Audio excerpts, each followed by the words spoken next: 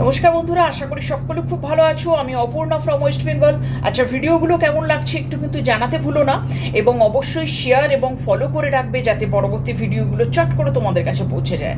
আজকের ভিডিওর বিষয় থাকছে কিন্তু আজকের বিষয় হচ্ছে কিভাবে আমরা আইকন তৈরি করব। দেখে নাও, একটা ফাইলের মধ্যে কোনো বিষয়বস্তু তুমি লিখলে, ফাইল মেনুর আন্ডারে চলে গেলে সেখানে সেভ অপশানে ক্লিক করলে, যেই সেভ অপশানে ক্লিক করলে তোমাদের একটু দেখে নিতে হবে যে ডেস্কটপে সেভ হচ্ছে কি না। মানে বাইরে বাঁ দিক থেকে তুমি ডেস্কটপে ক্লিক করলে এবং নিচে একটা ফাইলের নাম লিখে ফেললে। আমি সাপোজ ফাইলের নামটা দিয়ে দিলাম, রাম নামের একটি ফাইল আমি তৈরি করলাম এবং এটাকে আমি সেভ করে ফাইলটাকে বন্ধ করে দিলাম। যেমন আমি ক্রসে যাচ্ছি এবং ক্রসে গিয়ে আমি ফাইলটাকে বন্ধ করে দিলাম। এই গেল আমার একটা ফাইল তৈরি করা। সেই ফাইলটাই ডেস্কটপে আইকনের রূপ নিয়ে নিল। দেখে নাও, এই রাম নামের একটা ফাইল এখানে, যেটা তোমার আইকনের রূপ নিয়ে নিল। এটাই হচ্ছে তোমার ফাইল।